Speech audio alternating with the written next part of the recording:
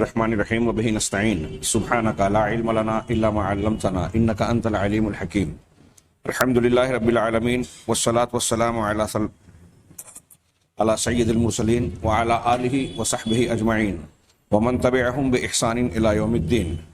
اعوذ باللہ من الشیطان الرجیم. بسم اللہ الرحمن الرحیم. وقال الذین غلبوا علی امرہم لنتخذن علیہم مسجدا وقال تعالی افرأیتم اللات والعزى ومناة الثالثة الأخرى. سامعین کرام، ہماری گفتگو وسائل شرک کے بنیادی موضوع سے متعلق جاری ہے، یعنی وہ کون سے ذریعے اور وسیلے ہیں جنہیں اختیار کرنے کے نتیجے میں ایک انسان شرک اکبر تک پہنچ جاتا ہے. اس سلسلے میں پہلا وسیلہ جو شرک کی تاریخ میں شرک کے اختیار کرنے کا سب سے بڑا اور اہم سبب رہا ہے، وہ بیان کیا گیا صالحین نیک لوگوں کے سلسلے میں غلو کرنا. غلو آدمی برے لوگوں کے سلسلے میں نہیں کرتا، حد سے تجاوز کرتا ہے، مبالغہ آرائی کرتا ہے نیک لوگوں. اس سلسلے میں دو شکلیں بیان کی گئیں. ایک نیک لوگوں کی مدح و ستائش، ان کی تعریف و توصیف بیان کرنا. میں نے ضمناً بتایا کہ ہمارے بر صغیر میں نعت خوانی منقبت کے پڑھنے کا رواج ہے، جس میں شعراء اکرام عام طور سے غلو اور مبالغے سے کام لے کر بدعقیدگی کی طرف چلے جاتے ہیں، اور بعض اوقات اس بدعقیدگی کو یہ نام دیا جاتا ہے کہ یہ ادب کے بنیاد پر ہے، عقیدے کی بنیاد پر نہیں. لیکن ہم نے جانا پڑھا کہ اللہ کے نبی جناب محمد رسول اللہ صلی اللہ علیہ وسلم نے شعر گوئی میں بھی غلو کو برداشت نہیں کیا. جب کچھ لوگوں نے ایسے اشعار آپ کے سامنے پڑھے یا ایسے کلمات کبھی کہے جس میں آپ کو آپ کے درجے سے بڑھایا گیا ہو، تو آپ نے فوراً روک دیا، ٹوک دیا، منع کر دیا، وضاحت کر دی. اس سلسلے میں کبھی آپ نے کوتاہی نہیں کی، نظر انداز نہیں کیا، چشم پوشی نہیں کی. ایک تو مدح ستائش والا پہلو. دوسرا اولیاء صالحین کی تصویر بنانا، ان کے مجسمے بنانا. یہ بھی اگر عقیدے کے بغیر ہے تو بدعت ہے اور شرک کی طرف لے جانے والا غلو ہے.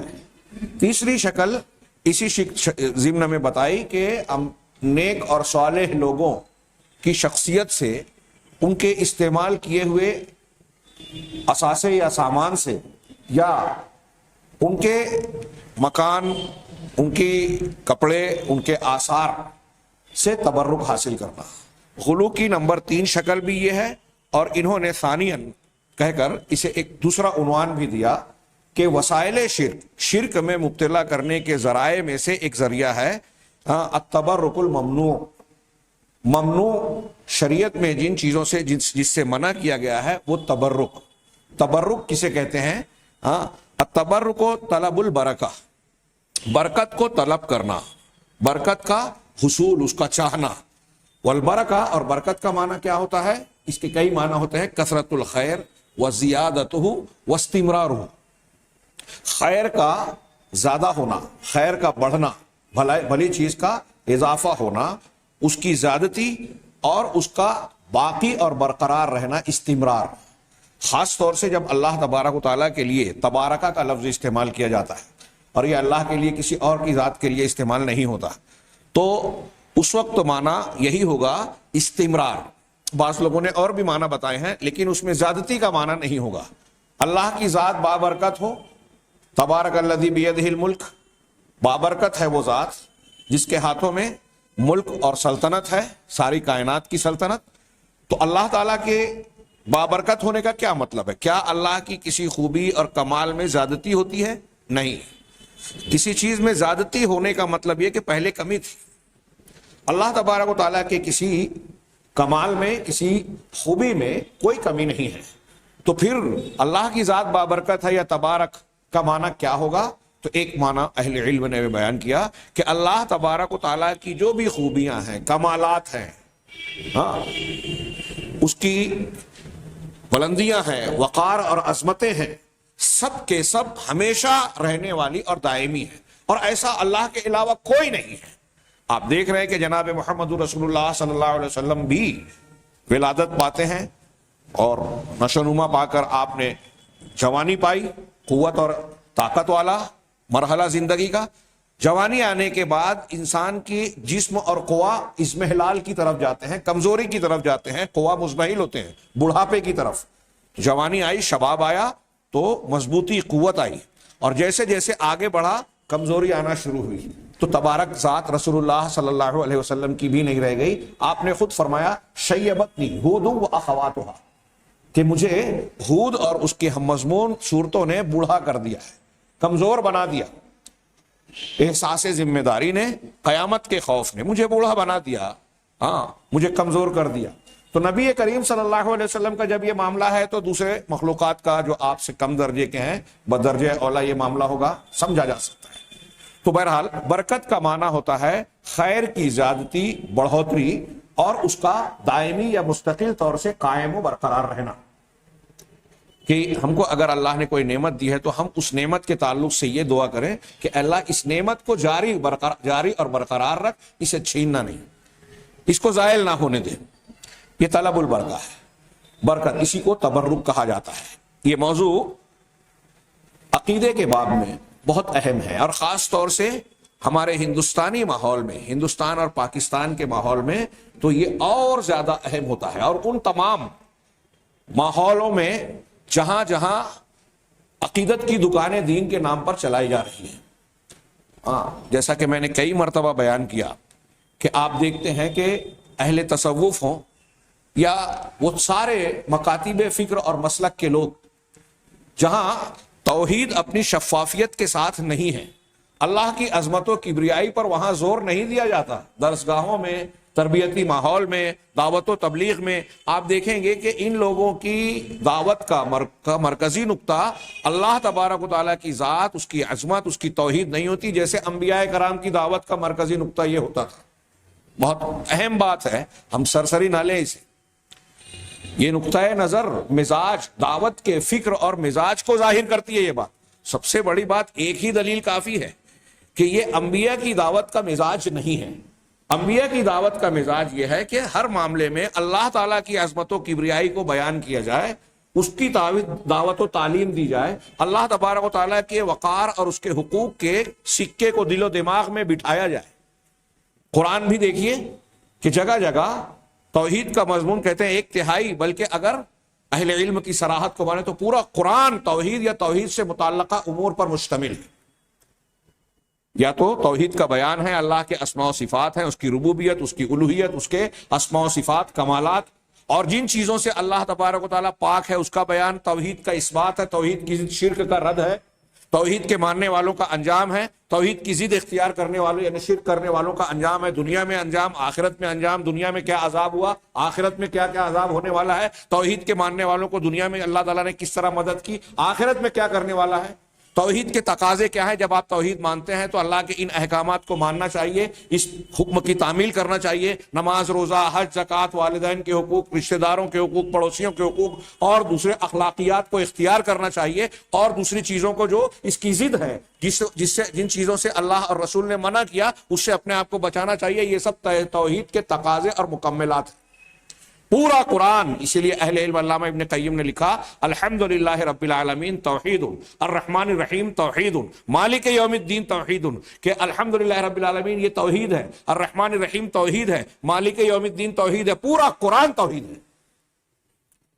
اس لیے صحیح دعوت وہ ہے، انبیاء کے نہج پر چلنے والی دعوت وہ ہے جس کا مرکزی نقطہ توحید ہو، نچوڑ اور خلاصہ اللہ کی عظمت و کبریائی کا سکہ بندوں کے دل و دماغ میں بٹھانا ہو۔ مخلوق کی عظمت و کبریائی اور عقیدت پر مرکوز کرنے والی دعوت انبیاء کی دعوت نہیں ہے، اور یہ آپ دیکھ سکتے ہیں تصوف کی دکان جو چلاتے ہیں، یا تقلیدی مذاہب کو دیکھیں، بزرگان دین، اولیاء و صالحین، فلاں اور فلاں، ہم ان کی عظمتوں سے انکار نہیں کرتے۔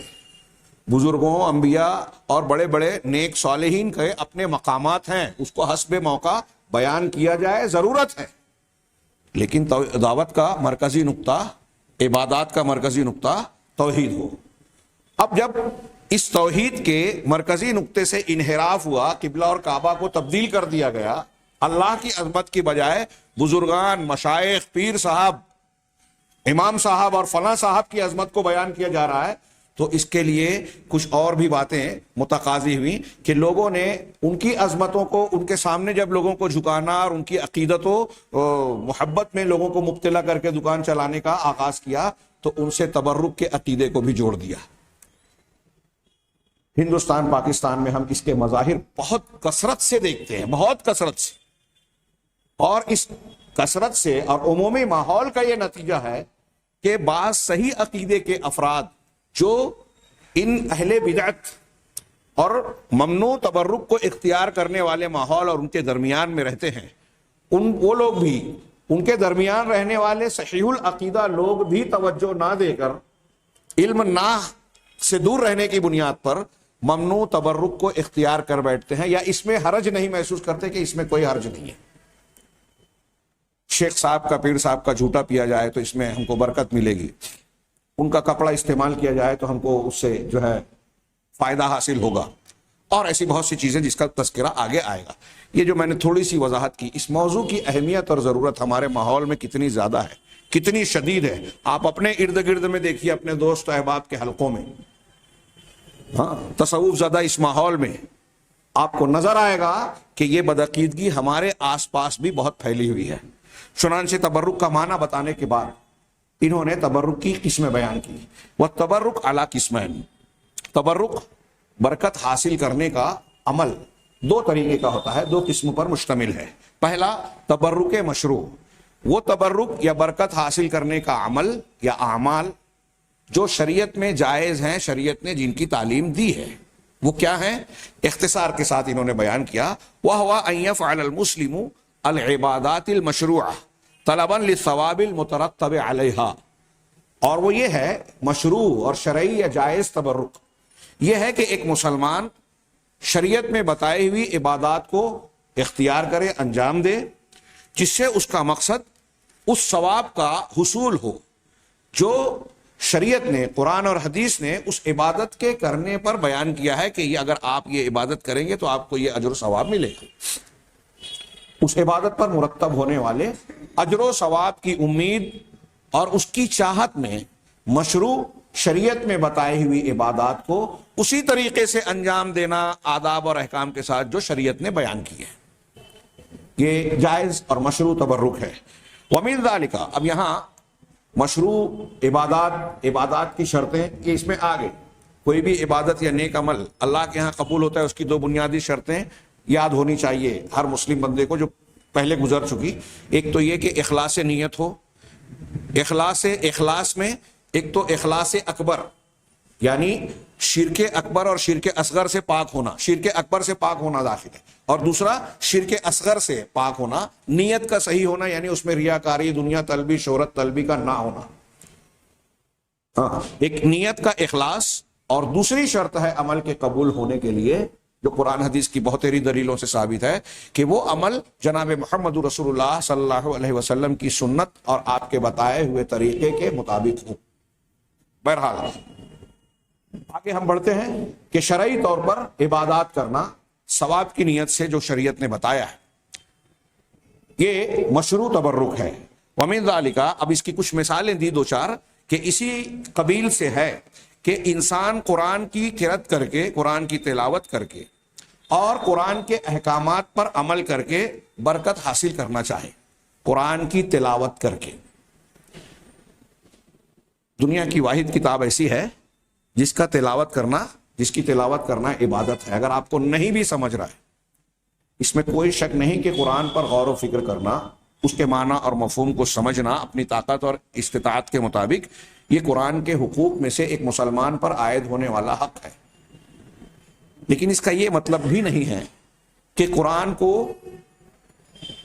بغیر مطلب سمجھے ہوئے تلاوت نہیں کرنا چاہیے۔ میں نے ایک کلپ دیکھی، اہل القرآن جو اپنے آپ کو کہتے ہیں، حقیقت میں منکرین حدیث، وہ اس بات پر زور دیتے ہیں کہ آپ کوئی کتابوں مثال دیتے ہیں کہ اگر فرض کیجئے کہ آپ کو انگریزی نہیں آتی یا رشین لینگویج یا کوئی اور زبان جو آپ کو نہیں آتی، آپ اس کی لکھی ہوئی تحریر، خط، کوئی کتاب پڑھتے ہیں کہ آپ کو کچھ سمجھ ہی میں نہ آ رہا ہو اور آپ پڑھتے جائیں اسے. پڑھنے کا طریقہ آپ نے سیکھ لیا, معنی مفہوم یا زبان نہیں سیکھی, تو کیا آپ پڑھتے ہیں؟ نہیں پڑھتے ہیں, کیونکہ اس کو پڑھنے کا کوئی فائدہ نہیں. تو اس مثال کو وہ چسپاں کرتے ہیں قرآن کے پڑھنے پر بھی, قرآن کی تلاوت و قرات پر بھی. یہ قطعی طور سے درست نہیں ہے. قرآن کی تلاوت اور قرآن کا پڑھنا اللہ کا کلام پڑھنا ہے, تو اللہ کے کلام کے پڑھنے میں برکت ہے. آپ بسم اللہ الرحمن الرحیم کہتے ہیں, جو بندہ اس کا معنی مطلب نہیں بھی سمجھتا تو ہم جانتے ہیں کہ اس کی برکت سے وہ محروم نہیں رہے گا انشاءاللہ. معنی اور مطلب سمجھ کر پڑھے گا تو برکت اور فائدہ بڑھ جائے گا, اس میں کوئی شک نہیں. خیر, تو قرآن کی تلاوت کر کے یا اس کے احکامات پر عمل کر کے, قرآن کے احکامات پر آپ عمل کریں, ہم عمل کریں اس نیت سے کہ اللہ کا حکم ہے, تو ظاہر سی بات ہے کہ اس کی برکت ہمیں ملے گی. وَمِنْهُ التَّبَرُّكُ بِالْمَسْجِدِ الْحَرَامِ بِالصَّلَاةِ فِيهِ, اسی قبیل سے مسجد حرام سے برکت حاصل کرنا ہے, اس میں نماز پڑھ کے. دیگر مسجدوں کے مقابلے میں مسجد حرام میں پڑھی گئی ایک نماز کا ثواب دیگر مسجدوں کے مقابلے لاکھ گنا بڑھ جاتا ہے, صحیح حدیث سے ثابت ہے. تو اب کوئی شخص مسجد حرام میں نماز پڑھنے کی کوشش کرے, اس کے لیے سفر کرے کہ وہاں میں برکت یا ثواب اور اجر حاصل کروں, زیادہ ثواب, تو یہ مشروع ہے, شریعت میں اس کی اجازت اور تعلیم دی گئی ہے. لِيَحْصُلَ عَلَى فَضِيلَةِ فَضِيلَةِ مُضَاعَفَةِ الصَّلَاةِ فِيهِ, مسجد حرام میں کوئی نماز پڑھتا ہے تاکہ اس میں نماز پڑھ کر گناہ در گناہ اجر و ثواب حاصل کر سکے. فَهَذَا مِن بَرْكَةِ الْمَسْجِدِ الْحَرَامِ, تو یہ مسجد حرام بیت اللہ کی برکت کا حصہ ہے. یہ دو تین مثالیں دی. شریعت میں جن جن چیزوں کا حکم دیا گیا ہے عبادات اور اعمال صالحہ کا, آدمی اسے انجام دے تو یہ شرعی تبرک حاصل کرنا ہوگا, تبرک ہوگا کہ آپ حقیقی طور سے برکت حاصل کر رہے ہیں, ثواب اور فائدہ حاصل کرنے کے راستے پر چل رہے ہیں. یہ ہوا مشروع تبرک. اس کے بعد بے کے طور پر تبرک ممنوع, وہ تبرک برکت حاصل کرنے کے وہ طریقے جو ممنوع ہے, شریعت میں ناجائز اور حرام ہے. اور یہ ناجائز تبرک بھی اپنے حکم اور نتیجے کے اعتبار سے, درجے کے اعتبار سے دو قسم کے ہیں, ایک شرکیہ اور ایک بدعتی. وہ بدعی تبرک جو شرک کے درجے کو نہ پہنچے. تو نمبر ایک تبرک شرکی, وہ تبرک جس میں شرک ہو, ایسا تبرک اس کی مثال دے رہے ہیں, اس کی وضاحت کر رہے ہیں. وَهُوَ أَن يَعْتَقِدَ الْمُتَبَرِّكُ أَنَّ الْمُتَبَرَّكَ بِهِ وَهُوَ الْمَخْلُوقُ يَهَبُ الْبَرَكَةَ بِنَفْسِهِ. اور وہ یہ ہے, شرکیہ تبرک یہ ہے کہ برکت حاصل کرنے والا جو تبرک کی نیت سے وہ عمل کر رہا ہے, برکت حاصل کرنے والا یہ عقیدہ رکھے کہ جس چیز سے, جس شخصیت سے وہ تبرک حاصل کرنا چاہ رہا ہے, جبکہ وہ مخلوق ہے, وہ انسان ہو یا کوئی اور چیز ہو, کوئی جگہ ہو, جس سے وہ برکت حاصل کر رہا ہے وہ مخلوق ہے, اس کے بارے میں یہ عقیدہ رکھے کہ یہ چیز بذات خود ہمیں برکت سے نوازے گی, ہمیں فائدہ دے گی, بذات خود اس کے اندر یہ طاقت ہے. فَيُبَارِكُ فِي الْأَشْيَاءِ بِذَاتِهِ اسْتِقْلَالًا, چنانچہ وہ مستقل طور پر, یعنی اللہ تبارک و تعالیٰ کی مدد کے بغیر ذاتی طور پر اس کے اندر یہ صلاحیت, قوت اور قدرت حاصل ہے کہ وہ اپنی ذات کے ساتھ اشیاء میں برکت دے وے, بڑھوتری اور اضافہ کرے. کسی کو اولاد دے دے, کسی کو اس میں برکت دے وے, عمر میں برکت, روزی میں برکت, اور دوسری چیزوں میں برکت, کسی بھی چیز میں برکت دے وے, بذات خود دے رہا ہے اس عقیدے کے ساتھ اگر اس سے تبرک حاصل کر رہا ہے. یا او یطلب منہ الخیر والنماء فیما لا یقدر علیہ الا اللہ تعالی, یا وہ اس شخصیت میں یا اس چیز میں جس سے برکت حاصل کر رہا ہے, اس کے ذریعے سے خیر اور زیادتی کو طلب کرنا کرے, خیر اور زیادتی کو چاہے, ایسی خیر اور زیادتی جس کی طاقت صرف اللہ تبارک و تعالیٰ رکھتا ہے, اللہ کے علاوہ کوئی نہیں. ایسی چیز چاہتا ہے کہ میرے مال میں یا میری فلاں اور فلاں چیز میں یہ فلاں بزرگ, فلاں بابا یا جس سے بھی جس چیز سے تبرک حاصل کر رہا ہے یہ چیز اضافہ کر دے گی. بذات خود اگر اس کو اس کا قدرت والا, طاقت والا سمجھ رہا ہے تو یہ شرک اکبر یا شرکیہ تبرک ہوگا. لأن اللہ تعالی ہوا وحدہ موجد البرکہ وواہبہا, کیوں یہ شرک کیوں ہے؟ اس لیے کہ اللہ تبارک و تعالیٰ اکیلا اور تنہا ہے جو برکت کو پیدا کرنے والا اور برکت کو نوازنے والا ہے۔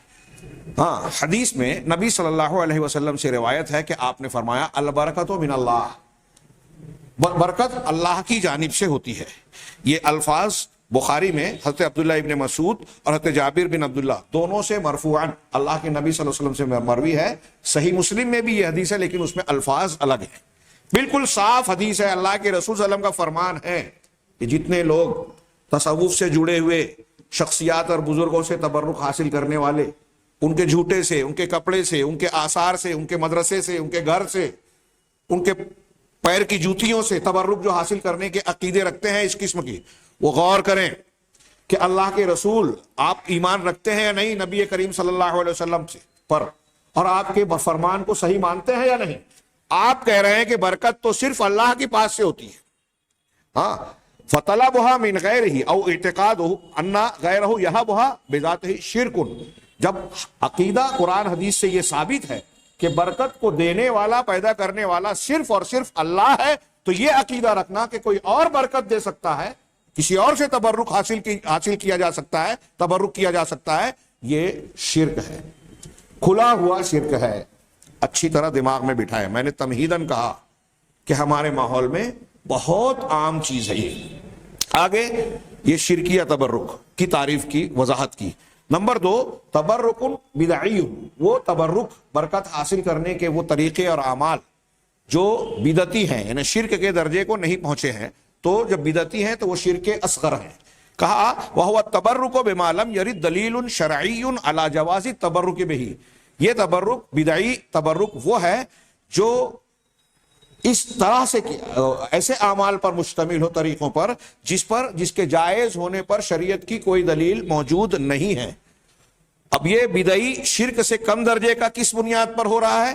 اس لیے کہ جو آدمی ایسا کر رہا ہے وہ عقیدہ یہ رکھتا ہو کہ ایسی چیز میں جس چیز سے وہ تبرک حاصل کر رہا ہے اللہ تبارک و تعالیٰ نے اس میں برکت رکھی ہے، یا او التبرک بالشیء الذی ورد التبرک به علی غیر الوجہ الذی ورد فی الشرع تبرک به، یا پھر کسی چیز سے جس کے بارے میں برکت حاصل کرنے کی قرآن و حدیث میں دلیل موجود ہے، کہ آپ جیسے نماز، روزہ، قرآن کی تلاوت ابھی ہم نے پڑھا، اس میں برکت ہے، شریعت نے اس کی اجازت دی ہے، لیکن جو ثابت ہے اس کو ایسے طریقے سے انجام دیا جائے جو قرآن و حدیث سے ثابت نہیں ہے۔ جیسے قرآن پڑھنا برکت کا عمل ہے، تلاوت کرنا، لیکن اجتماعی قرآن خوانی کرنا یہ قرآن حدیث سے ثابت نہیں ہے، یہ بدعت ہے۔ قرآن پڑھنا سنت، برکت کا عمل، لیکن اگر کوئی شخص اس برکت کے عمل کو غیر شرعی طریقے سے انجام دے، کیفیت میں، تعداد میں، اپنی طرف سے کوئی بات، بدعت کئی طریقے کی ہوتی ہے۔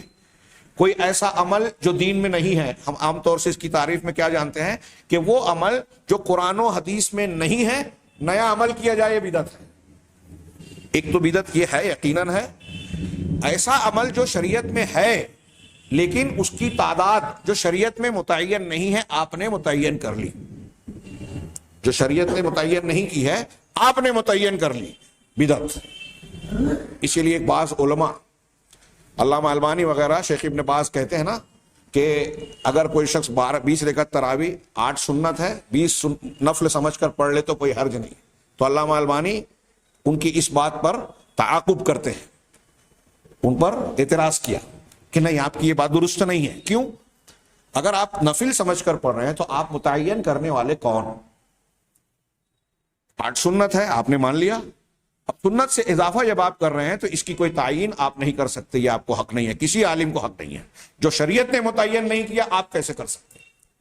آپ 18 پڑھیے، 22 پڑھیے، 20 پڑھیے، 24 پڑھیے، 40 پڑھیے، 30 پڑھیے، بغیر تعین کے تو اس کی گنجائش ہے، متعین نہیں کر سکتے۔ تو تعداد جو متعین نہیں ہے آپ نے متعین کر لی، کیفیت جو متعین نہیں ہے آپ نے متعین کر لی، جگہ جو متعین نہیں ہے آپ نے متعین کر لی، وقت جو متعین نہیں ہے آپ نے متعین کر لی۔ 2 تہوار اور ایک ہفتے کی تہوار جمعہ ہم کو دیے گئے ہیں، کسی خاص دن کو اگر کسی مسلمان نے کسی دینی عمل کے لیے مخصوص کر دیا، سال میں کوئی اور دن تہوار کا، جیسے 15 شعبان، رجب کے کونڈے والا دن، ہاں عاشورہ کے دن کو کچھ خاص اعمال جو شریعت نے بتایا اس سے کچھ ہٹ کر اگر کسی دن کو وقت کو خاص کر لیا جو شریعت نے خاص نہیں بنایا تو آپ اس کو وہ حیثیت دے رہے ہیں جو شریعت نے حیثیت نہیں دی. یہ بدعت ہے. اچھی طریقے سے دماغ میں ڈالیں. بدعت اور شرک کی یہ پہچان اور تعریف نہ جاننے کی وجہ سے بہت سارے لوگ غلط فہمی کا شکار ہوتے ہیں کہ ٹھیک ہے جیسے ہمارے یہاں لوگ کہتے ہیں کہ 15 شعبان کو لوگ نماز ہی تو پڑھتے ہیں نا, اجتماعی قرآن خوانی ہوتی ہے یا ذکر و اذکار کی مجلسیں بدعتی جو منعقد ہوتی ہیں تو کہتے ہیں کہ اس میں بدعت ہی, اس میں ذکر و اذکار ہی تو ہوتا ہے, قرآن ہی تو پڑھتے ہیں, نماز ہی تو پڑھتے ہیں. تو ان کو بتایا جائے کہ بدعت نیک کاموں میں ہی ہوتی ہے, چوری ڈکیتی زنا کاری میں بدعت نہیں ہوتی. حضرت عبداللہ ابن مسعود رضی اللہ تعالیٰ عنہ نے جن لوگوں کو مجلس میں سبحان اللہ الحمدللہ اللہ اکبر کہنے سے نکالا تھا, دیلمی اور دوسری دارمی وغیرہ کی جو حدیث ہے صحیح حدیث, تو کیا حضرت عبداللہ ابن مسعود رضی اللہ تعالیٰ عنہ کو سبحان اللہ الحمدللہ اللہ اکبر لا الہ الا اللہ کہنے پر اعتراض تھا؟ اس کی فضیلت سے انکار تھا؟ نہیں. وہ چیزیں تو ثابت شدہ ہیں, فضیلت والی ہیں, لیکن وہ طریقہ جو انہوں نے اختیار کیا تھا وہ جناب محمد رسول اللہ صلی اللہ علیہ وسلم اور صحابہ کرام سے ثابت نہیں تھا. آپ نے جو نکیر کرتے ہوئے ان سے کہا کہ ابھی اللہ کے رسول کے سامان کپڑے موجود ہیں اور تم نے صحابہ موجود ہیں, ہاں کیا تم نے دین میں یہ نئی چیز پیدا کر لی, کیا تم صحابہ کرام سے زیادہ فضیلت والے ہو گئے, آگے بڑھ گئے؟ قاعدہ ہمیشہ یاد رکھیے. امام مالک نے جو بات کہی تھی, ہاں ہمارے یہاں در و دیوار پہ لکھ دینا چاہیے کہ اللہ کے رسول صلی اللہ علیہ وسلم کے اور صحابہ کے زمانے میں جو دین تھا آج بھی وہی دین ہے, اور آپ کے زمانے میں جو دین نہیں تھا آج بھی دین, قیامت تک وہ دین نہیں ہوگا. کتنی پیاری بات ہے. صرف اس ایک اصول کو آپ دماغ میں رکھیے کہ جو چیز اللہ کے رسول اور صحابہ کے زمانے میں نہیں تھی, عمل نہیں تھا, کیفیت نہیں تھی, تعداد متعین نہیں تھی, جگہ متعین نہیں تھی, وقت متعین نہیں تھا, ہاں تو ایسی ساری چیز جو بعد میں متعین کی گئی ہے وہ دین میں اضافہ ہے, نئی چیز ہے, بدعت ہے, اور ہر بدعت گمراہی ہے. اس میں چاہے قرآن کی تلاوت کی جائے چاہے نماز پڑھی جائے وہ بدعت ہے. تو اللہ کے رسول صلی اللہ علیہ وسلم نے تبرک کا, ایک تو یہ انہوں نے بتایا کہ بدعی تبرک وہ ہے کہ کسی چیز کو متبرک سمجھ کر کیا جائے اس عقیدے کے ساتھ کہ اللہ تعالیٰ نے اس میں برکت رکھی ہے جبکہ کوئی دلیل نہیں ہے, یا جو شریعت سے ثابت شدہ چیز ہے اس کو ایسے طریقے پر انجام دے کوئی آدمی جو قرآن و حدیث سے وہ طریقہ ثابت نہیں ہے. ہاں وہذا محرم, کہہ رہے ہیں کہ یہ بھی حرام ہے, یہ بھی حرام ہے. ہاں لأن فیہ احداث عبادت لا دلیل علیہا من کتاب او سنہ, اس لیے کہ اس میں عبادت کو ایجاد کرنا ہے, ایسی عبادت کا ایجاد کرنا جس پر قرآن یا حدیث کی کوئی دلیل موجود نہیں ہے. ہمارے یہاں کتنے لوگ ہیں ایسے نئے نئے عمل. اور آپ ایک چیز دیکھیں گے دنیا کے جو دوسرے مذاہب ہیں, عبادات کے معاملے میں عام طور سے انسان کا یہ مزاج ہے کہ جب اپنے دماغ سے عبادت گڑھتا ہے تو ایسا سمجھتا ہے کہ ہم جس کی عبادت کر رہے ہیں اگر اس کے سامنے زیادہ سے زیادہ اپنے آپ کو مشقت اور تکلیف میں ڈالیں, اپنے آپ کو ستائیں, دکھ میں ڈالیں تو زیادہ اجر و ثواب ہوگا. آپ دیکھیں ہندوؤں کے یہاں نظر منتیں کس طرح کی مانی جاتی ہیں کہ میں لیٹ کر, ہم لوگ ایک مرتبہ لشکر میں تھے, دیکھے تو ایک آدمی زمین پر جو ہے لوٹتا جا رہا ہے اور اس کے ساتھ ساتھ 4-6 لوگ چل رہے ہیں. ہم نے ایک آدمی کو روک کر پوچھا کہ یہ کیا ہے, کیوں اس طرح جا رہا ہے؟ کہا اس نے منت مانی تھی کہ اگر میرا فلاں کام ہوا تو میں فلاں مندر اس طرح جاؤں گا. ہاں ایسی کچھ چیزیں نبی کریم صلی اللہ علیہ وسلم کے زمانے میں جب آئیں, دیکھا ایک جگہ بھیڑ لگی ہے, ہاں تو کیا پوچھا کیا بات ہے؟ کہا ایک بوڑھا آدمی ہے, اس نے نظر مانی تھی, پوری ہو گئی کہ میں جو ہے پیدل چل کے کعبۃ اللہ کی زیارت کے لیے جاؤں گا. تو کہا اس کو کہو سوار ہو جائے, اپنے آپ کو مشقت میں نہ ڈالے. ان اللہ لغنی عن تعذیب ھذا نفسہ, اللہ کے رسول اللہ کا فرمان ہے کہ اللہ اس شخص کے اپنے آپ کو عذاب میں ڈالنے سے بے نیاز ہے, اللہ تعالیٰ کو اس کی ضرورت نہیں ہے. تو جو شریعت کا طریقہ ہے اور شریعت کا طریقہ آسان ہے, فطری ہے. ہمارے یہاں تو یہ سہولت ہے کہ اگر آپ کھڑے رہ کر نماز نہیں پڑھ سکتے تو بیٹھ کر پڑھیں, سہولت دی شریعت نے. بیٹھ کر نہیں پڑھ سکتے تو لیٹے لیٹے اشارے سے پڑھ لیں.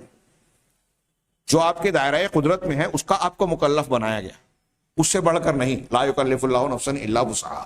تو یہاں بھی ہم دیکھتے ہیں کہ بہت سارے امور لوگوں نے یہ سمجھا کہ قرآن حدیث نے جو بتایا ہے وہ کافی نہیں ہے. یہ چیز آپ کو بھوک جاڑ میں بھی نظر آئے گی.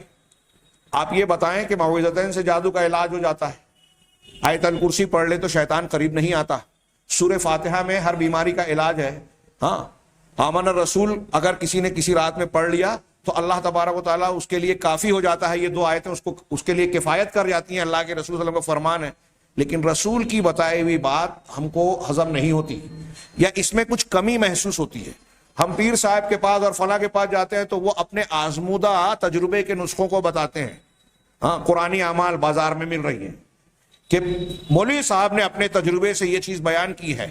مولانا اشرف علی تھانوی صاحب کے پاس ایک خاتون آئی اور کہا کہ میں مانگ نکالتی ہوں تو مانگ ٹیڑھی نکلتی. قرآنی اعمال کے مقدمے میں 1 پیج کا ہے, اس میں لکھا ہوا ہے کہ مانگ سیدھی نہیں نکل رہی ہے. تو انہوں نے کہا کہ جب تم بال کو کنگھا کرنے لگو, بال سنوارنے لگو تو اہدنا الصراط المستقیم پڑھ کے سوارو. کہا جب عمل کیا تو اس کی مانگ سیدھی نکل گئی. ہاں اور ایسی بہت ساری بکواس باتیں تھوڑی دیر کے لیے ہم مان لیں. میں یہ کہتا ہوں کہ ٹھیک ہے اللہ کے کلام میں برکت ہے, شیطان اس سے بھاگے گا, پورے قرآن سے بھاگے گا. جن چیزوں کو اللہ اور رسول نے بتایا, اب ایک تو یہ کہ ہم اپنے طور سے کہیں کسی آیت میں سر کا ذکر ہے تو سر درد کا علاج اسے بنا لے, پیٹ کا ذکر ہے تو پیٹ کی تکلیف کے لیے اس کو شفا کا ذریعہ سمجھ لے, اور اس طرح کی آیتیں جیسے ہمارے ہاں پھونک جھاڑ کرنے والے لوگ کرتے ہیں کہ یہ تجربہ ہے بزرگوں کا. تو ایک موٹا سا سیدھا سا سوال, سوچنے والی بات کہ بزرگان دین اور فلاں کتنے بھی پہنچے ہوئے ہو, پانی پہ چلے, ہوا میں اڑے, ہاں پہاڑ پھینکے, ہاں ان کا نسخہ یہ زیادہ بہتر ہے یا جناب محمد رسول اللہ صلی اللہ علیہ وسلم کا بتایا وہ نسخہ زیادہ بابرکت ہوگا؟ سمپل سا سوال, ایک موٹی سی بات جو ذہن نشین رکھنے والی ہے کہ اگر جناب محمد رسول اللہ صلی اللہ علیہ وسلم کے بتائے ہوئے نسخے پر آپ عمل کرتے ہیں تو 2 باتیں. ایک تو یہ کہ آپ نے جس چیز کو بتایا ہے اس کا فائدہ ملنا ہے, اس کا جو اثر, جو نتیجہ, تاثیر بتائیے. دوسرا یہ کہ اگر فائدہ اللہ نے نہیں چاہا, ایک آدمی کے بیمار شفا اللہ کے ہاتھ میں, اللہ کی مشیت نہیں ہے, اگر اب اس کو شفا نہیں دینا چاہتا, اگر نہیں ملی تو کم سے کم اطاعت رسول, متابعت رسول اللہ صلی اللہ علیہ وسلم کی اتباع کا ثواب تو ضرور ملے گا, اس کی برکت تو ضرور ملے گی. یہ 2 فائدہ ہے بزرگان کے تجربے میں. دونوں چیزیں آپ نہیں کہہ سکتے کہ ایسا ہوگا, اور اگر وہ بدعت میں آ گیا تو فائدے کی بجائے نقصان. سب سے سیف اور احوط سعید بن جبیر نے حضرت عمران بن حسین تابعی نے تابعی سے کہا تھا قد احسن من انتہى الى ما سلف. صحیح مسلم میں ایک لمبی روایت ہے کہ 70,000 لوگ بغیر حساب کتاب کے جنت میں جائیں گے. اس حدیث کو بیان کرنے سے پہلے دونوں کا مکالمہ ہے, دونوں تابعین کا. تو انہوں نے پھونک جھاڑ کی, انہوں نے منع کیا, دونوں نے اپنی اپنی روایت اور دلیل پیش کی. تو حضرت سعید بن جبیر کا اس ضمن میں بڑا پیارا جملہ ہے, میں اکثر بیان کرتا ہوں, کلاسوں میں بچوں کو پڑھاتے ہوئے کہتا تھا کہ اس جملے کو اپنے ذہن و دماغ پر نقش کر لیں. پھونک جھاڑ, جادو ٹونے, روقیہ, دم درود کے سلسلے میں کہ اس شخص نے اچھا کام کیا, بہتر اس نے کیا جو وہیں جا کر رک گیا جتنا سنا اللہ کے رسول صلی اللہ علیہ وسلم کی حدیث. رسول صلی اللہ علیہ وسلم سے جتنا معلوم ہوا اتنا ہی کیا, اس سے زیادہ نہ کم. وہ بہت بہتر کام کیا. احوط اور احتیاط کا پہلو یہی ہے, آپ گمراہی سے بچ جائیں گے, شیطانی پھندوں اور فریب میں نہیں پڑیں گے اگر آپ نے یہ کیا. تبرک کا باب بھی ایسا ہی ہے, جو قرآن و حدیث سے ثابت ہے بس اتنا ہی کیجئے, اس سے زیادہ نہیں, اس سے کم نہیں. ہمارے یہاں لوگ قرآن چوم رہے ہیں, قرآن چومنے میں کیا حرج ہے, لوگ کہتے ہیں ہم چومیں گے اگر اللہ کے نبی صلی اللہ علیہ وسلم سے دلیل لے آؤ. ہاں بوسہ کن کن چیزوں کو آج دیا جا رہا ہے. حضرت عمر فاروق رضی اللہ تعالیٰ عنہ کا جملہ بھی بے مثال ہے صحیح بخاری میں. آپ جب حجر اسود کو بوسہ دینے لگے تو آپ نے کیا کہا, یا حجر انی اعلم انک حجر, میں جانتا ہوں کہ تو ایک پتھر ہے. حجر اسود, میں جانتا ہوں کہ تو ایک پتھر ہے. لا تضر ولا تنفع, نہ تو فائدہ پہنچا سکتا ہے نہ نقصان. دیکھیے یہ تبرک بھی شرکیہ نہیں مان رہے ہیں, صحابہ رد کر رہے ہیں.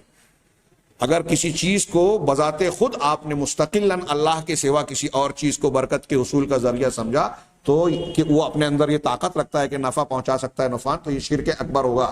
حضرت عمر اسی کو بیان کر رہے ہیں کہ تو پتھر ہے اگرچہ متبرک ہے لیکن لا تضر ولا تنفع, تو بذات خود نہ نقصان پہنچا سکتا ہے نہ فائدہ اور نفع. ولولا انی رأیت رسول اللہ صلی اللہ علیہ وسلم یقبلک ما قبلتک, اگر میں نے اللہ کے رسول صلی اللہ علیہ وسلم کو تجھے بوسہ دیتے نہ دیکھتا تو کبھی بوسہ نہیں دیتا. ابھی آگے ہم پڑھیں گے مقامات کے سلسلے میں ایسا کرنا، چھونا، چومنا، بدن سے مس کرنا، جہاں قرآن حدیث کی دلیل نہیں ہے. حرم میں بوسہ دینا صرف حجر اسود کے لیے ثابت ہے.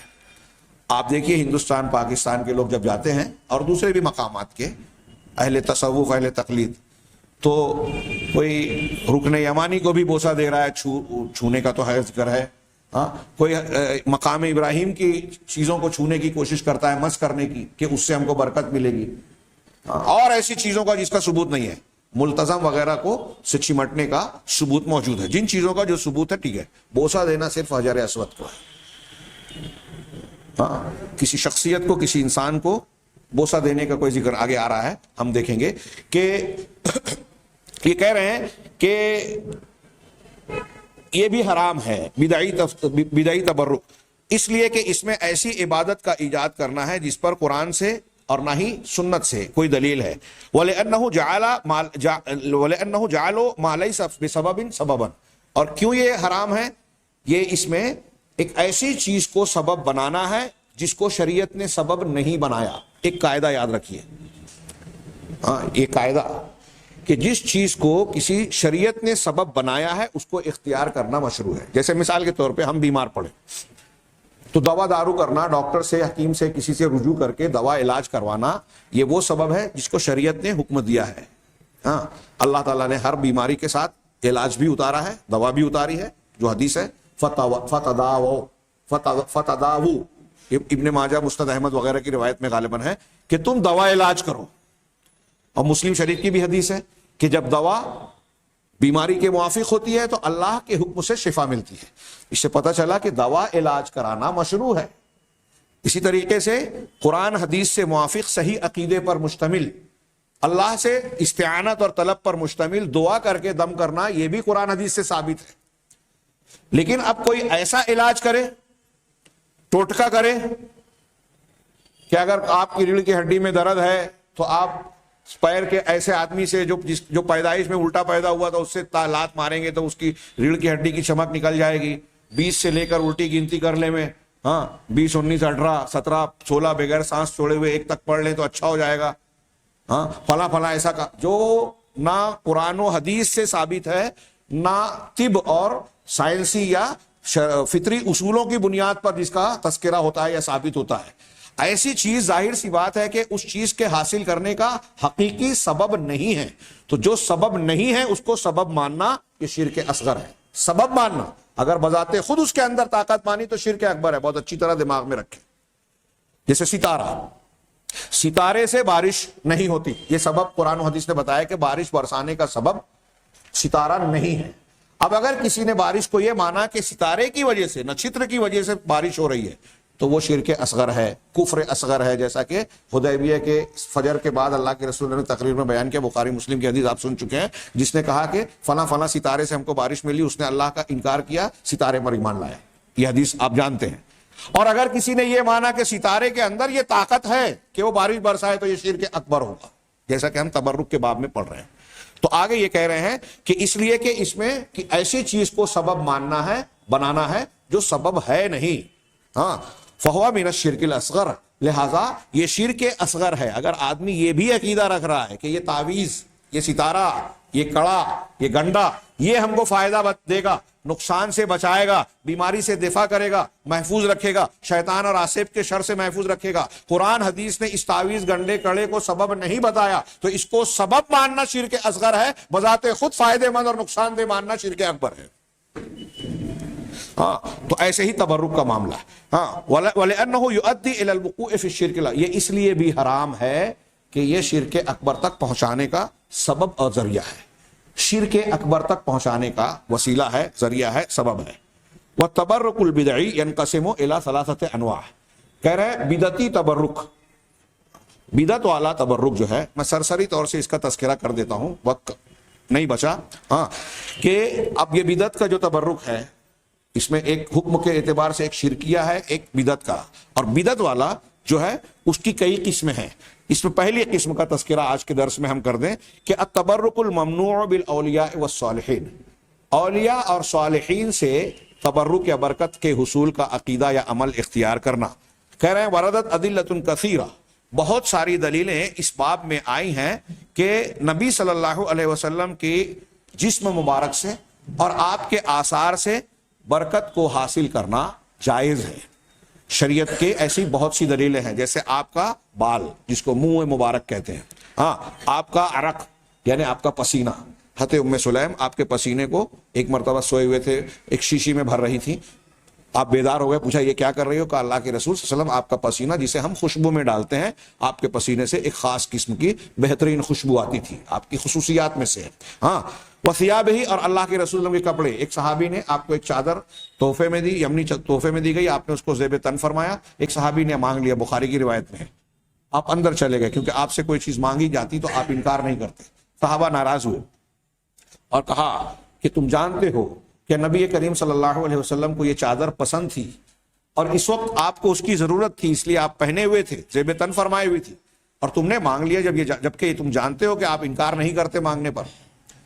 تو کہا میں اسے پہننے کے لیے نہیں مانگ رہا ہوں، تم لوگ یہ نہ سمجھو کہ میں نے اس لباس کو، پوشاک کو اس لیے طلب کیا ہے کہ میں اسے پہنوں گا، بلکہ میں نے اس لیے مانگا ہے کہ اللہ کے نبی صلی اللہ علیہ وسلم کے جسد مبارک سے جب اس کا مس ہوا ہے، آپ نے اس کو زیب تن فرمایا ہے، تو میں اسے اپنے کفن کے طور پر استعمال کرنا چاہتا ہوں تاکہ اس کی برکت حاصل کروں.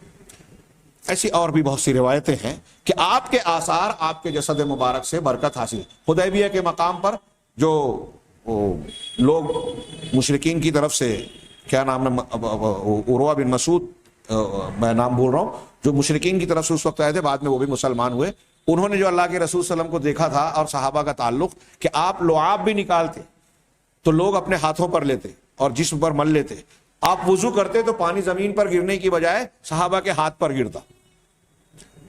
یہ نبی کریم صلی اللہ علیہ وسلم کے آثار اور آپ کی استعمال شدہ چیزوں سے برکت حاصل کرنے کا اس بات ہے، اس سے یہ دلیلوں سے ثابت ہے. ہاں اب یہاں میں ایک بات اور ذکر کر دوں گا. آج جو دنیا میں منہ مبارک کے نام سے بہت سارے بال ہیں اور کہا جاتا ہے کہ یہ رسول اللہ صلی اللہ علیہ وسلم کا، اس کا کوئی ثبوت نہیں ہے کہ واقعی یہ اللہ کے رسول صلی اللہ علیہ وسلم کے منہ مبارک ہیں. اما غیر النبی صلی اللہ علیہ وسلم من الاولیاء والصالحین، رہے نبی صلی اللہ علیہ وسلم کے علاوہ دوسرے اولیاء اور صالحین، تو کہہ رہے ہیں فلم یرد دلیل صحیح صریح یدل علی مشروعیت تبرک باجسادہم ولا بآثارہم. تو کوئی بھی صحیح صریح صاف ستھری اور صحیح دلیل ایسی وارد اور موجود نہیں ہے جو اللہ کے نبی صلی اللہ علیہ وسلم کے علاوہ دوسرے بزرگان دین، اولیاء اور صالحین کے جسموں سے، ان کے آثار سے، ان کے لباس یا استعمال کی چیزوں سے تبرک کی دلیل بن سکے. کوئی ایک بھی دلیل نہیں ہے کہ کسی بزرگ کی شخصیت سے، ان کے جسم سے، ان کے سامان اور آثار سے برکت حاصل کی جائے. چنانچہ کہہ رہے ہیں وَلِذَالِکَ، اسی وجہ سے ہاں اصحاب النبی جناب محمد رسول اللہ صلی اللہ علیہ وسلم کے صحابہ میں سے کسی ایک سے بھی یہ بات منقول نہیں ہے، اور نہ ہی تابعین میں سے کسی ایک تابعی سے کہ انہوں نے صالحین یا نیک لوگوں کے آثار اور ان کی شخصیات کے، ان کے جسموں سے برکت حاصل کرنے والا کوئی عمل کیا ہو. کسی ایک صحابی، ایک تابعی سے ثابت نہیں ہے. فلم چنانچہ اتنا ہی نہیں بلکہ انہوں نے اس امت میں نبی صلی اللہ علیہ وسلم کے بعد سب سے زیادہ فضیلت والی شخصیت سیدنا ابو بکر صدیق رضی اللہ تعالی عنہ، اور نہ ہی آپ کے علاوہ عشرہ مبشرہ، وہ 10 صحابہ اکرام جن کو اکٹھا اللہ کے نبی صلی اللہ علیہ وسلم نے جنت کی بشارت دی، اور نہ ہی اہل بیت میں سے کسی بھی شخصیت سے، کسی سے بھی صحابہ اور تابعین میں سے کسی ایک انسان سے ثابت نہیں ہے کہ ان کی شخصیت سے، ان کے جسم سے، ان کے آثار سے برکت حاصل کرنے والا عمل کیا ہو. مطلب کیا ہوا کہ صحابہ اور تابعین یہ عقیدہ رکھتے تھے، مانتے تھے کہ برکت کا حصول صرف نبی کریم صلی اللہ علیہ وسلم کے لیے خاص ہے، آپ کے آثار، آپ کے جسم مبارک سے. وَلَوْ كَانَ خَيْرًا لَسَبَقُونَا إِلَيْهِ، اگر یہ بہتر ہوتا، یہ تبرک جائز ہوتا، اچھائی ہوتی، اس میں فائدہ ہوتا، تو یہ صحابہ اور تابعین ہم سے سبقت کرتے، یعنی ہم سے پہلے یہ لوگ کرتے. کیوں؟ لِحِرْصِهِمُ الشَّدِيدِ عَلَى فِعْلِ جَمِيعِ أَنْوَاعِ الْبِرِّ وَالْخَيْرِ، ان کے نیکی اور خیر کی تمام قسموں کے سلسلے میں ان کے حرص اور ان کے شوق کی وجہ سے، ان کے یہاں یہ شوق اور جذبہ پایا جاتا تھا کہ جو بھی نیک کام ہے اس میں ہم آگے بڑھ کر تیزی دکھائیں. اگر یہ خیر کا کام ہوتا تو صحابہ کرام حضرت ابوبکر صدیق، عشرہ مبشرہ یا اہل بیت کی شخصیات سے بھی تبرک کرتے یا برکت حاصل کرنے والے اعمال کرتے. چنانچہ سب کے سب لوگوں کا یہ ترک کر دینا فاجماعهم على ترک التبرک بجسد آثار غیر ہی صلی اللہ علیہ وسلم من الصالحین دلیل علی عدم مشروعیتہ. چنانچہ ان تمام لوگوں کا، صحابہ اور تابعین کا، نبی صلی اللہ علیہ وسلم کے علاوہ دوسری شخصیات کے جسم اور ان کی آثار سے برکت حاصل کرنے والے اعمال کو ترک کر دینا یہ دلیل ہے اس بات پر کہ یہ شریعت میں جائز نہیں ہے. سب لوگوں نے اسے چھوڑ دیا، یعنی یہ جائز نہیں ہے.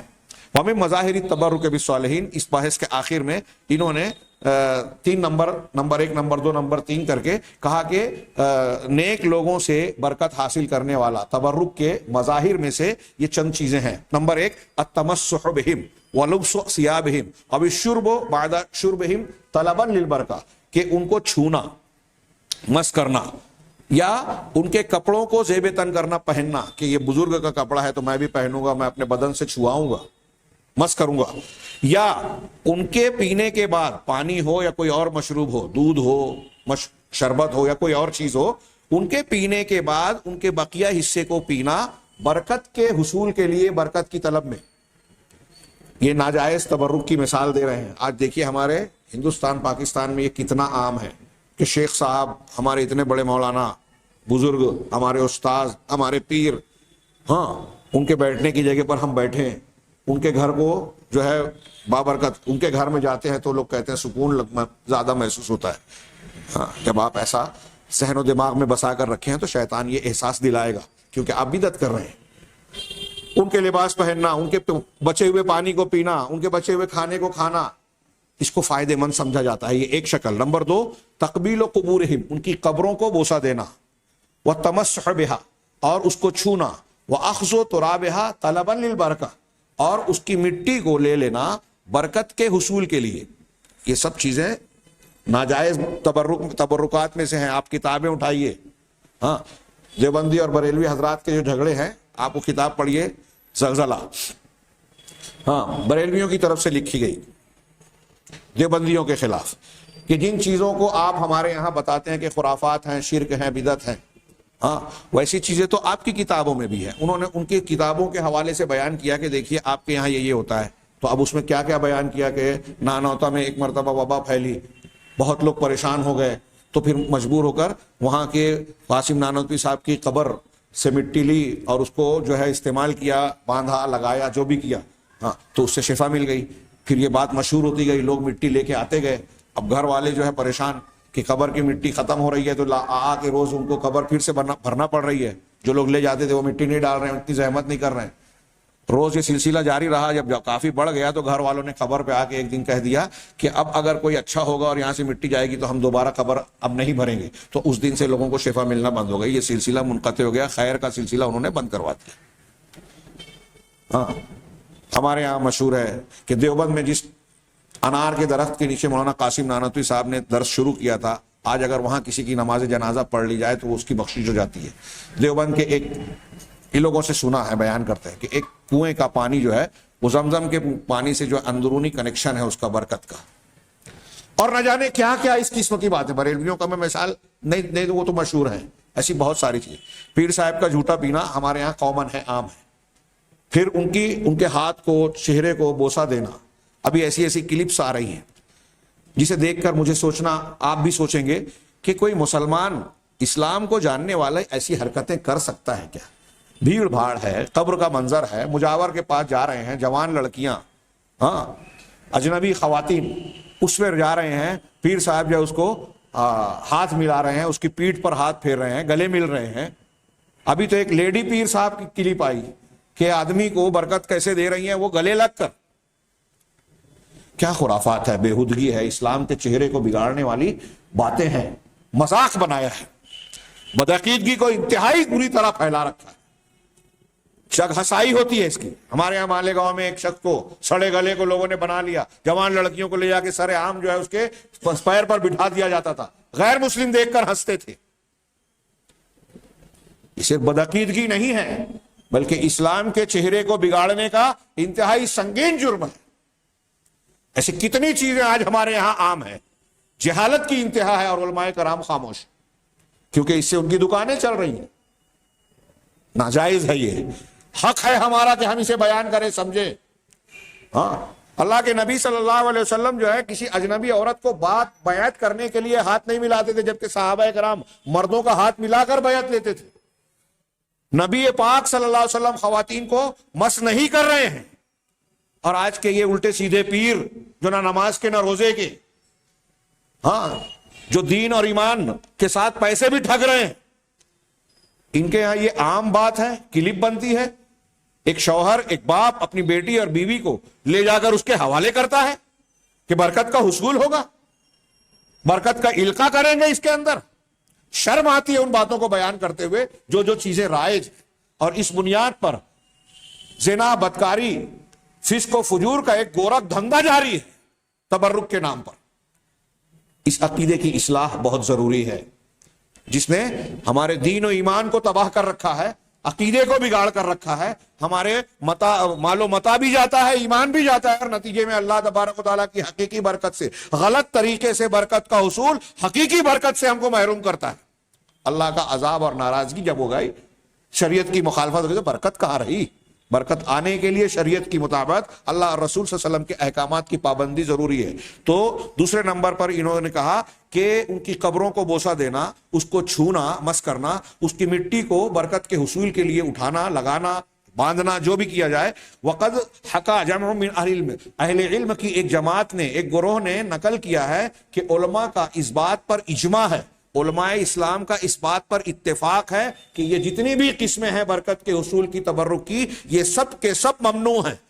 علماء کی جماعت کے ایک جماعت نے اس پر اجماع نقل کیا ہے۔ ہاں، بعض شافعی اور حنفی علماء نے یہاں تک کہا کہ ان هذه الافعال من عادات النصارى، کہ یہ سارے اعمال نصارہ کی عادات اور ان کے معمولات میں سے ہیں، ان کا رواج ہے۔ یہاں نیچے انہوں نے حاشیہ میں کہا، جیسا کہ ابو حامد غزالی، امام غزالی نے نقل کیا، اور حیثمی کے حاشیے میں اس بات کو ذکر کیا گیا ہے، نووی کے منسک النووی میں۔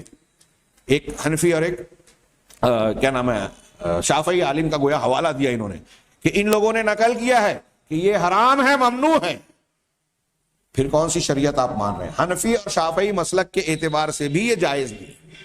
تیسری اور آخری قسم جو بیان کی کہ اس ممنوع تبرک کی ایک شکل یہ ہے، جو آج مظاہر ہم جس کو دیکھ رہے ہیں، کہ اللہ تبارک تعالیٰ کی عبادت کرنا ان بزرگان دین صالحین کی قبروں پر، ان کے ذریعے سے برکت کے حصول کے عقیدے کے ساتھ۔ ہم دیکھ رہے ہیں کتنی مسجدوں میں قبریں یا قبروں پر مسجدیں بنا لی گئی ہیں، اور بعض لوگ وہاں جا کر عبادت کرنے میں سمجھتے ہیں کہ یہاں عبادت کرنے میں ہم کو زیادہ ثواب ملے گا۔ یہ اگلے عنوان کے تحت کہ کسی خاص جگہ کو بابرکت سمجھنا، اس میں تھوڑی سی وضاحت آئے گی۔ ہاں، یہ عقیدہ رکھتے ہوئے کہ اس قبر کے پاس اللہ کی عبادت کرنے سے ہم کو زیادہ اجر و ثواب ملے گا، یہ عقیدہ رکھ کر کچھ لوگ وہاں جا کر قبروں پہ جا کے نماز پڑھ رہے ہیں، اللہ کی عبادت کر رہے ہیں، تو یہ بھی جو ہے بدعی تبرک میں سے ہے۔ اور وَأَنَّ ذَلِكَ سَبَبٌ لِقُبُولِ هَذِهِ الْعِبَادَةِ، اور ایسا سمجھتے ہیں کہ اگر میں وہاں جا کر کسی بزرگ اور صالح کی قبر پر جا کر نماز پڑھوں گا یا عبادت کروں گا تو یہ میری اس عبادت کی قبولیت کا سبب اور ذریعہ ہوگا، اور ہماری دعا کی قبولیت کا ذریعہ بنے گا۔